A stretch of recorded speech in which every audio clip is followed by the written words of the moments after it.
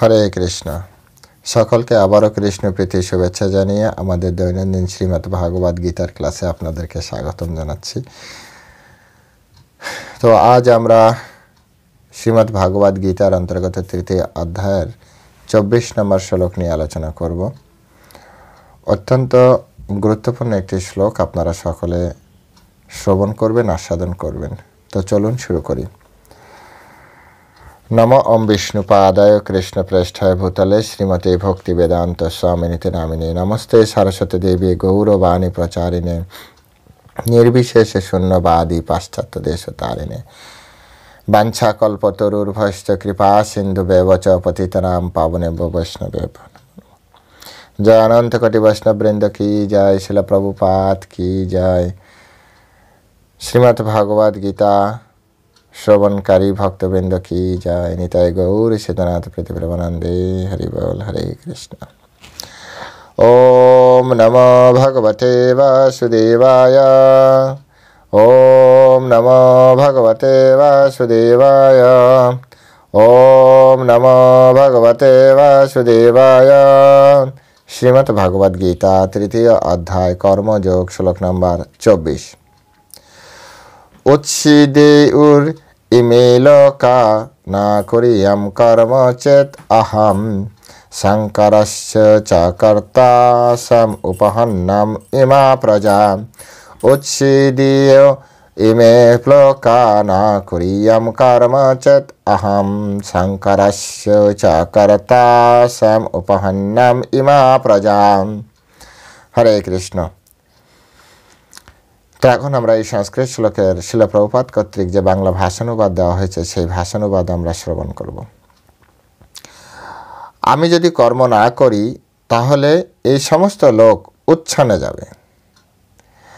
আমি বর্ণসংকর সৃষ্টির কারণ হব এবং তার ফলে আমার দ্বারা সমস্ত প্রজা বিনষ্ট হবে। আমি যদি কর্ম না করি তাহলে এই সমস্ত লোক উচ্ছন্নে যাবে। আমি বর্ণসংকর সৃষ্টির কারণ হব এবং তার ফলে আমার দ্বারা সমস্ত প্রজা বিনষ্ট হবে। হরে কৃষ্ণ। জয় শিল প্রভুপাদ কি জয়। তো এখন আমরা শিল প্রভুপাদ কর্তৃক যে তাৎপর্য দেওয়া হয়েছে সেই তাৎপর্যের আলোকে আমরা এই শ্লোকটি বিচার বিশ্লেষণ, হৃদয়ঙ্গম আস্বাদন এবং আমাদের নিজেদের জীবনে কিভাবে প্রয়োগ করা যায় এবং আমাদের জীবনকে কিভাবে আরও সুন্দর, সুশৃঙ্খল, সমৃদ্ধশালী করা যায়, এই মানব সমাজের জন্য নিজের জীবনকে কিভাবে আরও উপযোগী করে তোলা যায়, সেই বিষয়টি আমরা এই শ্লোক থেকে আস্বাদন করব। এই শ্লোকটি অত্যন্ত গুরুত্বপূর্ণ। এখানে সাক্ষাৎ পরমেশ্বর ভগবান তিনি বলছেন, আমি যদি কর্ম না করি তাহলে এই সমস্ত লোক উচ্ছন্ন যাবে। এখানে তার আগে একটা শ্লোকে ভগবান বলছে, এই ত্রিজগতে আমার কিছুই কর্তব্য নেই। অর্থাৎ 22 নম্বর শ্লোকে, এখন আমরা 24 নম্বর শ্লোক পড়ছি, 22 নম্বর শ্লোকে বলছে যে এই জগতে আমার কিছুই কর্তব্য নেই, কিছু করার নেই। তথাপি তিনি বলছে আমি যদি কর্ম না করি, 24 নম্বরে বলছে আমি যদি কর্ম না করি তাহলে এই সমস্ত লোক উচ্ছন্ন হবে। কৃষ্ণ মানুষের জন্য এই লোক চরাচরের সব কিছুকে সুন্দরভাবে, সুশৃঙ্খলভাবে নিয়ন্ত্রণ করার জন্য, এটা ব্যালেন্স রাখার জন্য তিনি নিজে কর্ম করছেন। অনেকে বলে না, কৃষ্ণ যদি ভগবান হবে তার এত কিছু করার দরকার কি? এই শ্লোক পড়ুন। কৃষ্ণ এই কারণে, কৃষ্ণের যুদ্ধ করার তো দরকারই নেই। কৃষ্ণের সুদর্শনকে শুধু যদি বলে দেয় যাও মেরে এসে, সকলকে মেরে আসবে নির্দ্বিধায়, কোনো রকম টেনশন ছাড়াই। কৃষ্ণ সুদর্শন ছেড়ে দিন না, যদি যমরাজকে বলে দেয় যাও এদের সবার প্রাণ নিয়ে এসো, যমরাজ ভিতরে ভিতরে যে প্রত্যেকের প্রাণ নিয়ে চলে আসবে। যার হাতে এত ক্ষমতা রয়েছে, যার বলা মাত্র এই জগৎ সংসার সুন্দরভাবে পরিচালিত হয়, মায়াধ্যক্ষণ প্রকৃতি সুয়তে চরাচরাম, ভগবান বলছেন আমার অধ্যক্ষতায় এই প্রকৃতি সুন্দরভাবে পরিচালিত হয়। এখন কথা হচ্ছে যার অধ্যক্ষতায় সুন্দর প্রকৃতি পরিচালিত হতে পারে, যার নিয়ন্ত্রণে, যার ইচ্ছামতো সব কিছু সুন্দরভাবে পরিচালিত হতে পারে, তার এই জগতে কর্ম করার কি দরকার? কিন্তু তিনি কেন কর্ম করছেন? কেন কর্ম করছেন? কারণ জগৎ জীবকে শিক্ষা দেওয়ার জন্য। এই জগতে যত জ্ঞান আছে বা এই জগতের বাইরে যত জ্ঞান আছে, সব জ্ঞান তো পরমেশ্বর ভগবান থেকে এসছে। তথাপি সমস্ত জ্ঞানের মালিক হওয়ার পরও কৃষ্ণ গুরুকুলে গুরুদেবের কাছে পড়তে যান। এর থেকে আমাদেরকে শেখাচ্ছে আমাদের পড়াশোনা করাটা কতটা গুরুত্বপূর্ণ। বেদ, পুরাণ, উপনিষদ, এই যে শিক্ষা, এই শিক্ষা গ্রহণ করা কতটা গুরুত্বপূর্ণ কৃষ্ণ স্বয়ং বোঝাচ্ছেন। চৈতন্য মহাপ্রভু সাক্ষাৎ ভগবান, সকলে জানতেন সাক্ষাৎ ভগবান। চৈতন্য মহাপ্রভু তিনি তার গুরুদেবের টোলে পড়তে যেতেন, তার কাছ থেকে শিক্ষা গ্রহণ করতেন। এর থেকে আমাদের শিক্ষা কি? আমাদেরকেও পড়াশোনা করতে হবে। পড়াশোনা করার জন্য গুরুদেবের কাছে যেতে হবে, গুরুকুলে বা স্কুলে বা কলেজে আমাদেরকে যেতে হবে। আমাদের শিক্ষা নিজে আচরি ধর্ম ভক্তের শেখায়। ভগবান এই কারণে কর্ম করেছেন যাতে আমরা আমাদের বর্ণ এবং আশ্রম অনুযায়ী আমরা কর্ম করি, আমরা যাতে কর্ম ফাঁকি না দিই। আমার আপনার যতই কষ্ট হোক, আমার বর্ণ এবং আশ্রম অনুযায়ী আমরা যাতে কর্ম করি। এই দেখুন না, সারাদিন প্রচার করে এসে এখন আবার গীতার ক্লাস দিচ্ছি। এটা খুব বড়াই করে বলছি না, জাস্ট এটা আমার কাজ। এটা না করলে আমি এই যে সূর্যের আলো গ্রহণ করছি, বায়ু গ্রহণ করছি, তো ট্যাক্সটা কোথা থেকে আসবে আমি যদি কৃষ্ণের জন্য কাজ না করি? আমি সাধু হওয়ার জন্য এই বৈষ্ণব ধর্ম গ্রহণ করেছি। আমি যদি প্রচেষ্টা করি না করি, আমি যদি ঠিকভাবে পড়াশোনা না করি, তাহলে আমার কি উপায় হবে? এই কর্তব্যবোধে সাধুদের কাজ নিজে যা রস আস্বাদন করবে, যে কৃষ্ণ বিষয়ক বিষয় আস্বাদন করবে, সেগুলি অপরকে জানাবে। আমি যদি না করি, আপনি যদি না করেন, কে করবে? আর আমি আপনি যদি না করি, তাহলে আমাদের যারা নেক্সট জেনারেশন তারা শিখবে কোথা থেকে? শিল প্রভুপাদ কত কষ্ট করেছেন সেটা যারা সামনাসামনি দেখেছেন, সেই শিল প্রভুপাদের সেই সকল শিষ্যবৃন্দ নিরলস পরিশ্রম করে যাচ্ছেন। কারণ ওনারা ওনাদের শ্রী গুরুদেবকে, ওনারা ওনাদের লিডারকে দেখেছেন কতটা পরিশ্রম করতে। সারাদিনে 2 ঘন্টা বা 1.5 ঘন্টা শিল প্রভুপাদ বিশ্রাম করতেন, ঘুম তো দূরে থাক, বিশ্রাম করতেন। বাকি 22 ঘন্টা তিনি কাজ করতেন ইসকনকে কীভাবে ডেভেলপ করবেন। এটা যারা দেখেছে তারাই আজ ইসকনে এতটা সময় ধরে কাজ করতে পারে।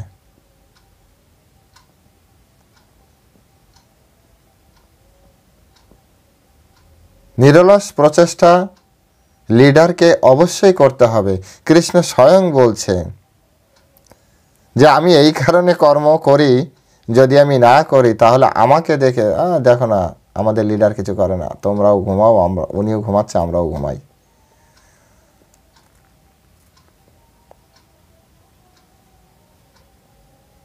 সমাজকে সুন্দর করার জন্য সকলকেই কন্ট্রিবিউট করতে হবে, সকলকেই অংশগ্রহণ করতে হবে। তা না হলে আপনাকে দেখে আপনার সন্তান প্রথম বিগড়ে যাবে, প্রথম বিগড়ে যাবে আপনার সন্তান। আপনাকে দেখে আপনার বন্ধু মহল বিগড়ে যাবে। তাই বিষয়টি শেখার চেষ্টা করুন। বলছে আমি বর্ণসংকর সৃষ্টির কারণ হব, কৃষ্ণেরও ভয় করছে। বর্ণ সংকর মানে কি? সংকর মানে হচ্ছে মিক্সড, অধপতনের। যেমন এখন অনেক হাইব্রিড ফল আছে না, এই হাইব্রিড ফল আমাদের শরীরের জন্য খুব ক্ষতিকর, খুবই ক্ষতিকর। আমাদের এই জন্য অর্গানিক, সবাই অর্গানিক খাবার খোঁজে, যেটা প্রকৃতি থেকে ডাইরেক্ট এসেছে, কোনো রকম তার জিনে ছেড়ছাড় করা হয়নি। এটাই হচ্ছে প্রকৃতির দান, যেটা রিয়েল এসেছে।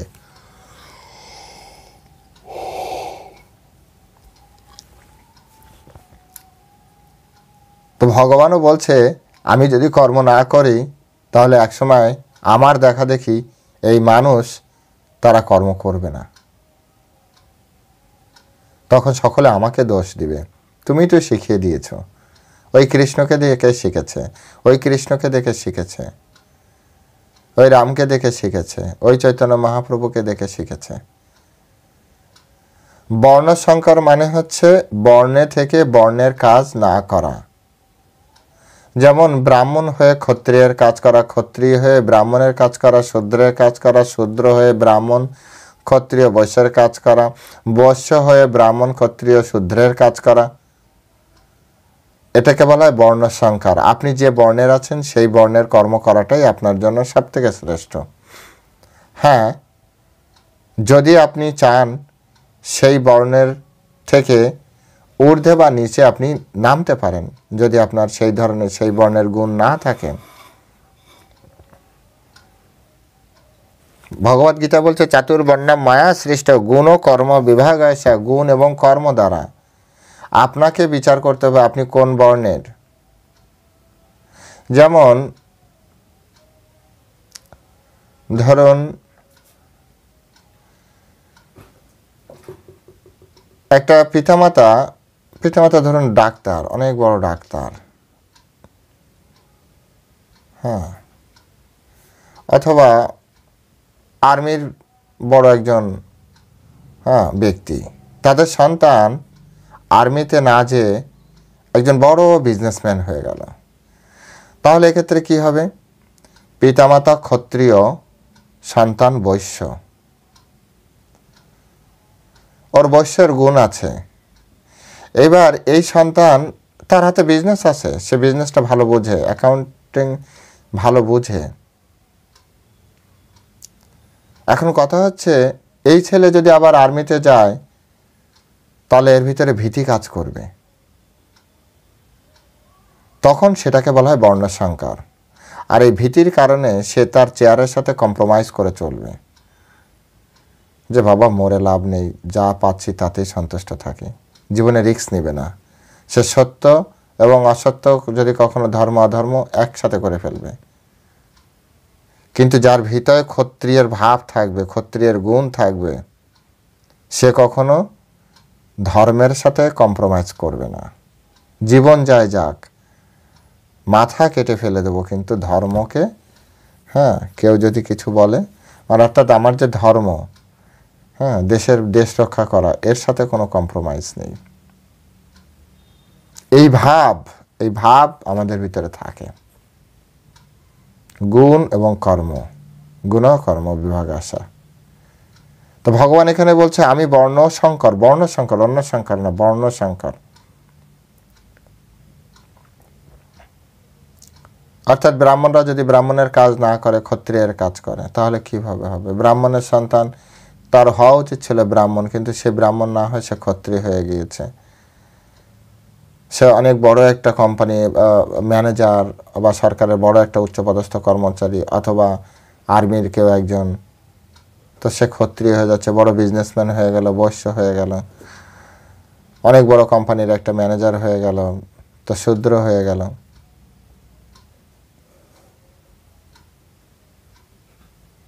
তো সেই জন্য ভগবান শিক্ষা দিচ্ছে যাতে বর্ণসংকর না হয়। বর্ণসংকর হলে ধর্ম টিকবে না। প্রত্যেকের আলাদা বর্ণ, আলাদা কর্ম থাকবে, এবং তার ফলে আমার দ্বারা সমস্ত প্রজা বিনষ্ট হবে। ভগবান কতটা চিন্তাশীল আমাদের দ্বারা, যে আমার দ্বারা আমার প্রজাগণ বিনষ্ট না হয়। দেখেছেন, ভগবান আমাদেরকে প্রজা ভাবছেন, আমরা হচ্ছি ভগবানের রাজ্যের প্রজা। তাহলে ভগবান যদি আমাদেরকে প্রজা ভাবে, তো আমরা ভগবানকে মালিক ভাবলে দোষ কিসের? আর যদি আমার মালিক কৃষ্ণ হয়, তাহলে তার থেকে শক্তিশালী কে আছে? যদি আমার মালিক কৃষ্ণ হয়, তাহলে আমাকে আর কার কাছে আমাকে মাথা নত করতে হবে? আমার মালিক তো আছে, আমার মালিক আমাকে দেখবে। আমার কাজ হচ্ছে শুধু আমার মালিকের সেবা করা, আমার কাজ হচ্ছে শুধু আমার মালিকের অর্ডার ফলো করা। কৃষ্ণ এখানে নিজেই বলছেন যে আমার দ্বারা সমস্ত প্রজা বিনষ্ট হবে।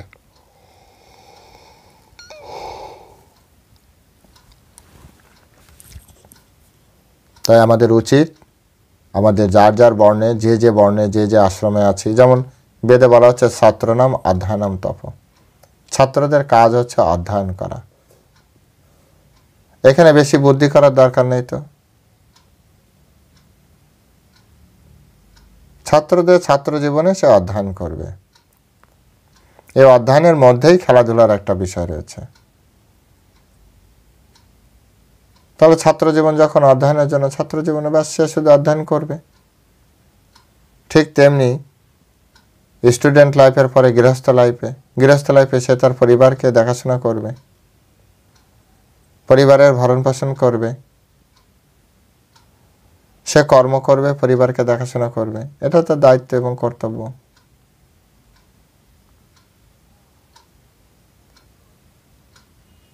ভালো করে বিচার করে দেখুন। ঠিক একইভাবে যখন বানপ্রস্থ যাবে, তখন সে সবসময় ভগবানের চিন্তায় থাকবে। সব স্তরে ভগবানের চিন্তা থাকবে, কিন্তু বানপ্রস্থ সন্ন্যাসে যে একেবারে পূর্ণরূপে ভগবানের উপরে শরণাগত হয়ে যাচ্ছে। শিল প্রভুপাদ বলছে, বর্ণসংকর হওয়ার ফলে অবাঞ্ছিত মানুষ সমাজে ভরে যায়। অবাঞ্ছিত মানুষে, অবাঞ্ছিত মানে হচ্ছে আনওয়ান্টেড, চাইনি। এই বর্ণসংকরের সব থেকে বড় কুফল হচ্ছে এটি। বর্ণসংকরের ফলে আমাদের সমাজে অবাঞ্ছিত সন্তান তৈরি হয়। বর্ণসংকরের ফলে আমাদের সমাজে এমন মানুষ তৈরি হয় যা সমাজে আশা করে না, এবং তার ফলে সমাজে শান্তি শৃঙ্খলা সব ব্যাহত হয়ে যায়। যার পিতামাতা নেই, যার বংশের পরিচয় নেই, সে কিছু একটা ঘটালে কে তাকে ঠেকাবে? আর তার এত ভয় বা কিসের? কারণ তার আগে পিছে কেউ নেই, কেউ জানে না যে কি হবে। একজন ব্যক্তির ভয় থাকবে, তো ভয় থাকলে ভয় থেকে শ্রদ্ধা তৈরি হয়। যার হারানোর ভয় নেই, যার মান অপমানের ভয় নেই, সিঙ্গেল ব্যক্তি, অথবা পিতামাতা নেই, পিতামাতা ঠিক নেই, অথবা সবাই ছোটবেলা থেকে জানতে জানতে এসেছে যে পিতামাতা ঠিক নেই, এমন একটি সন্তান প্রথম থেকে সমাজে সে তিরস্কৃত হয়ে বড় হচ্ছে, তাহলে যখন তার কাছে ক্ষমতা আসবে, তখন সে কি করবে? যা ইচ্ছা তাই করবে। ভয় নেই তো তার। এই ধরনের মানুষ যদি সমাজে বেশি হয়, তাহলে সেই সমাজ নিশ্চিতভাবে শৃঙ্খলবিহীন হবে, সম্পূর্ণভাবে অশান্ত একটি সমাজ ব্যবস্থা করে উঠবে। তাই বর্ণসংকর না হয় এদিকে আমাদের সবসময় সচেতন থাকতে হবে। কৃষ্ণ নিজেও সচেতনতা থাকার যে মনোভাব, সেই মনোভাব তিনি ব্যক্ত করেছেন, যাতে আমরা সবসময় সাবধান থাকি, বর্ণসংকর না হয়ে যায়। পিতামাতা ভক্ত হবে, সন্তান ভক্ত হবে না, সন্তান মাছ মাংস ছাড়বে না। একে আপনার সন্তান, আপনার সন্তান তো আপনার কথা উঠবে আর বসবে। আপনার সন্তান তো আপনি যা বলবেন সেটাই। আপনার মানসিকতার বহিঃপ্রকাশ হচ্ছে আপনার সন্তান। তো আপনার ভিতরে প্রসাদভোজী হবেন, ভগবানের নাম করবেন, আপনার সন্তান কেন বাধা দিচ্ছে? আপনার সন্তান কেন এই পথে আসতে চাইছে না? একে বলে বর্ণসংকর। আপনি যে বর্ণে আছেন সেই বর্ণের মিক্সড হয়েছে, এ থাকবে আপনার ডালে লেগে, কিন্তু আচরণ করবে অন্য ডালের মতো। এ ডাইরেক্ট আপনার গাছের ফল না। কিভাবে হয়েছে এটা? যখন যখন আমরা ধর্ম ত্যাগ করি, যখন যখন আমরা গর্ভধারণ সংস্কার না করে আমরা সন্তান নিয়ে আসি, তখন কোনো না কোনো ব্যক্তি এরকম আমাদের গর্ভে প্রবেশ করে, যাদেরকে আমরা সন্তান ভাবি, কিন্তু আসলে তারা হচ্ছে আনওয়ান্টেড।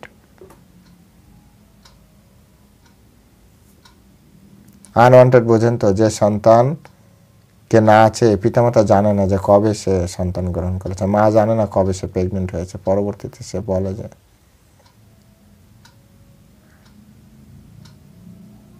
এইভাবে যখন সন্তান জন্ম হয়, তখন সেই সন্তান পিতামাতার বা বংশের ঐতিহ্যকে ধারণ করে রাখবে এমন কোনো বাধ্যবাধকতা তার থাকে না। শান্তনু মহারাজের পিতামহ ভীষ্ম এখানটায় দেখুন, শান্তনু মহারাজ কত উদার। শান্তনু মহারাজের সন্তান, নিজের সন্তান, সেও কত উদার হয়েছে। পিতামহ ভীষ্ম কত উদার। শান্তনু মহারাজ অত্যন্ত দক্ষ একজন রাজা ছিলেন, পিতামহ ভীষ্ম অত্যন্ত দক্ষ ছিলেন, কিন্তু তার পরবর্তীতে যারা মহাভারত জানেন, এটা তো বলতে গেলে অনেক বড় হয়ে যাবে, মাঝখানে বর্ণসংকর হয়ে গিয়েছে।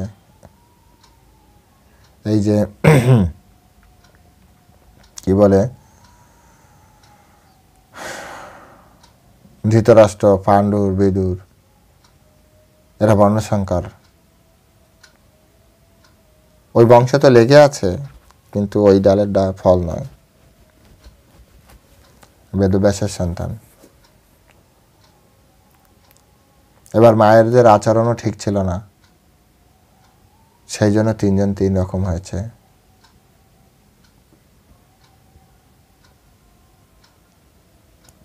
বর্ণসংকর। আর তার ফলে পরবর্তীতে যে আবার কি হচ্ছে দেখুন, পরবর্তীতে কত সুন্দরভাবে একটা সেটআপমেন্ট করেছে যে পুরনো ঐতিহ্যকে ভেঙে নতুন ঐতিহ্য তৈরি করতে হবে। তাই কুন্তী দেবীর মাধ্যমে দৈব সন্তান নিয়ে আসা হয়েছে। দৈব সন্তান। এই দৈব সন্তান কারা? এই দৈব সন্তান হচ্ছে সাক্ষাৎ ইন্দ্র। ইন্দ্রের যে আমাদের যে পঞ্চভৌতিক শরীর, ইন্দ্র একবার একটি বিশেষ সমস্যার কারণে তাকে দেহ ত্যাগ করতে হয়, এবং তার পঞ্চভৌতিক যে শরীরের যে শক্তি, সেটা অন্যান্য দেবতারা সেটা গচ্ছিত করে রাখে। এমনকি ইন্দ্রের যে স্ত্রী, সেই স্ত্রী শচী, তিনিও অগ্নিতে আত্মহত্যা করেন ইন্দ্রের বিশেষ কোনো কাজের জন্য। পরবর্তীতে যখন ভগবানের বিশেষ ক্রিয়ার জন্য, ভগবানের বিশেষ এই জগতের লীলার জন্য যখন ভগবানকে হেল্প করার জন্য ইন্দ্রের সহযোগিতা দরকার, তখন ইন্দ্র স্বয়ং ইন্দ্রের যে পাঁচটা তত্ত্ব, আমাদের যে পাঁচটা তত্ত্ব কী কী আছে, ক্ষিতি, অপ্তেশ, মরুদ, বম, এই পাঁচটা তত্ত্ব যে আলাদা করে রেখেছিল, সেই আলাদা তত্ত্ব থেকেই এই আপনার কি বলে পঞ্চপাণ্ডব তৈরি হয়।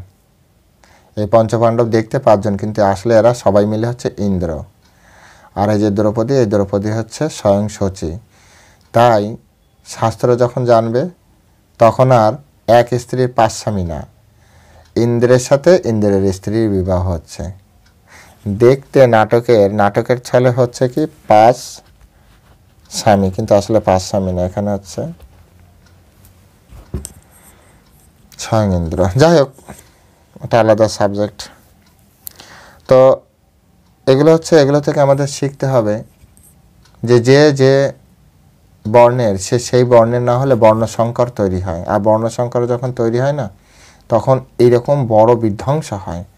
ঠিক তেমনি পরমেশ্বর ভগবান এই কথাই বলছে যে বর্ণসংকর সৃষ্টির কারণ, এবং তার ফলে আমার দ্বারা সমস্ত প্রজা বিনষ্ট হবে। আলটিমেট তো সকলে কৃষ্ণের দ্বারা নিয়ন্ত্রিত, তাই না? তো সকলে কি বলবে?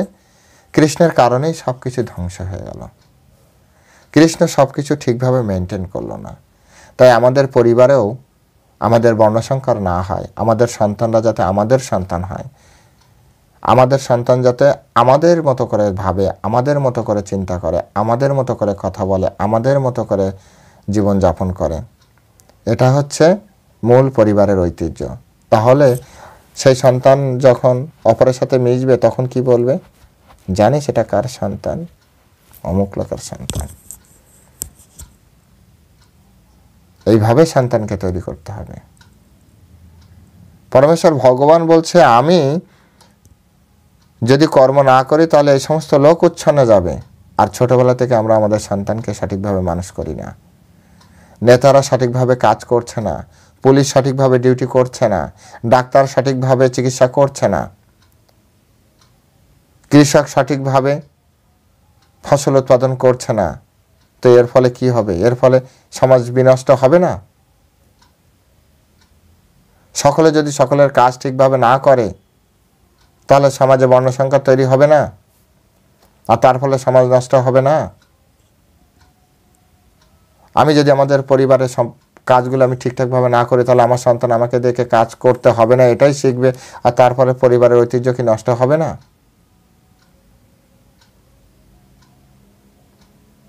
এখান থেকে এই শিক্ষাটা আমাদের গ্রহণ করতে হবে।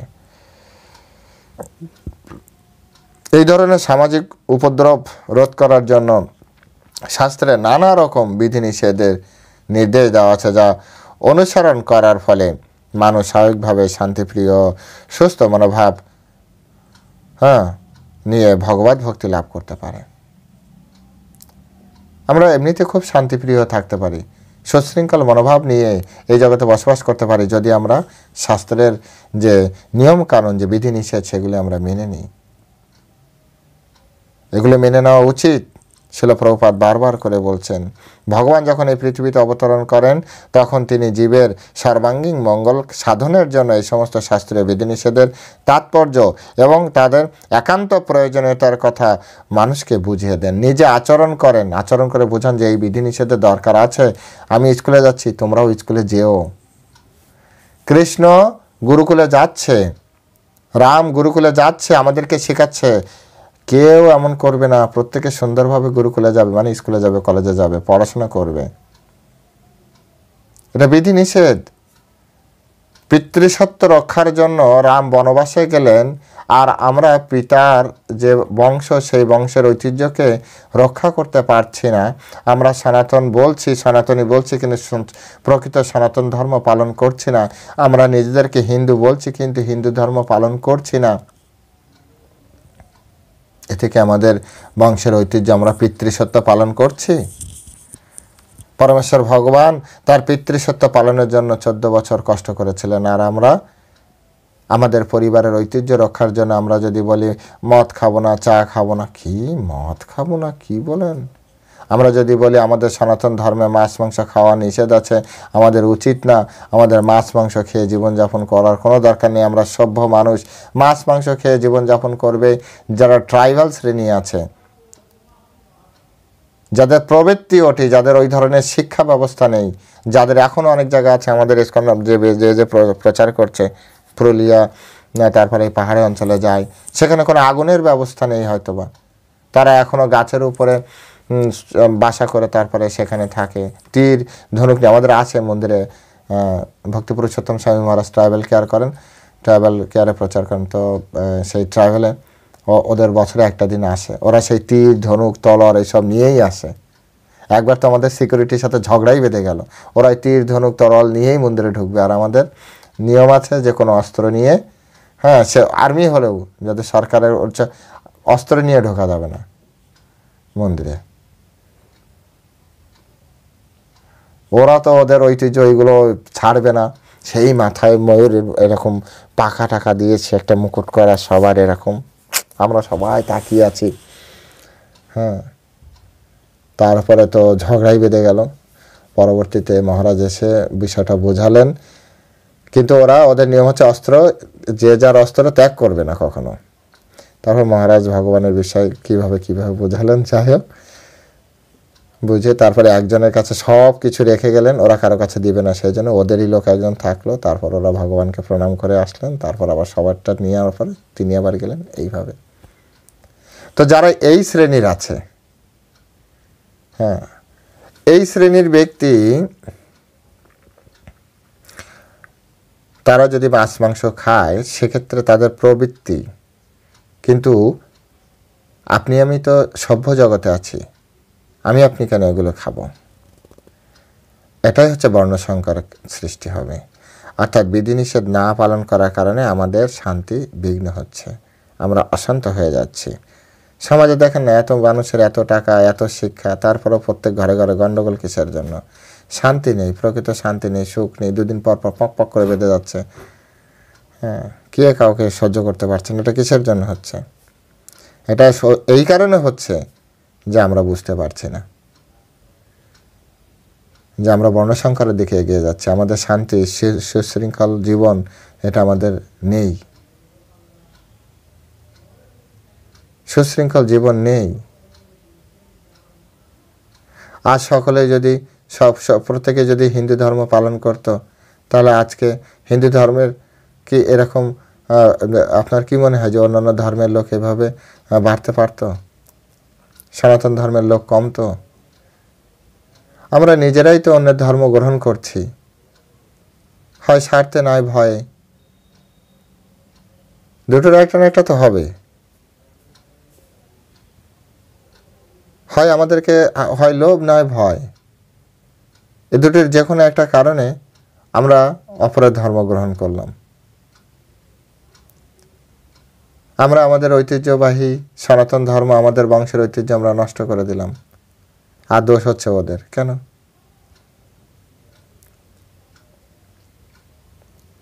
বিষয়গুলো ভাবতে হবে। বর্ণসংকর যাতে সৃষ্টি না হয়, নিজের বর্ণ নিজের ঐতিহ্য যাতে নষ্ট না হয়, আর সেটা তখন হবে যখন আপনি আপনার ধর্মকর্ম না করবেন। প্রত্যেকের ধর্মকর্ম, প্রত্যেকের পূজা পাঠ। আজকে আপনি শহরাঞ্চলে যান না, কটা ঘরে শঙ্খের ধ্বনি, কটা ঘরে ঝাঁঝের ধ্বনি, কটা ঘরে উলুর ধ্বনি, কটা ঘরে প্রতিদিন ত্রিসন্ধ্যা, কমসে কম 30 সন্ধ্যা পূজা হচ্ছে, সকাল দুপুর সন্ধ্যা। আপনি যান, যেয়ে দেখুন আপনার ঘরে কবার হচ্ছে, দেখুন।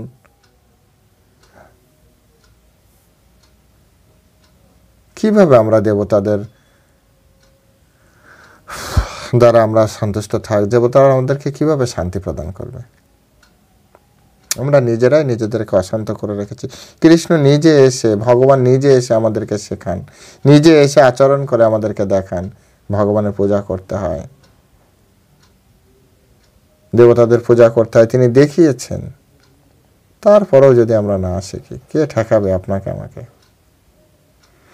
তাই গীতা ভালো করে বোঝার চেষ্টা করতে হবে, ভালো করে বুঝবেন। শিল প্রভুপাদ এই শ্লোকের উপরে ব্যাপক তাৎপর্য দিয়েছেন, প্রায় 2 পৃষ্ঠা তাৎপর্য। এতটা যদি আলোচনা করি তো এক শ্লোকে আপনার 3 ঘন্টা লেগে যাবে। তাই আপনারা এই শ্লোকটি পড়বেন, এই শ্লোকটি পড়বেন, অত্যন্ত মনোযোগ দিয়ে পড়বেন। অনেক কিছু শেখার আছে এই শ্লোকের মাধ্যমে। হরে কৃষ্ণ। এখানেই আমরা ভগবদ গীতার আজ বিশ্রাম রাখছি। আমরা নেক্সট শ্লোকে আপনাদের সাথে আবার আলোচনা করব। সকলে ভালো থাকবেন। জয় শিল প্রভুপাদ কি জয়।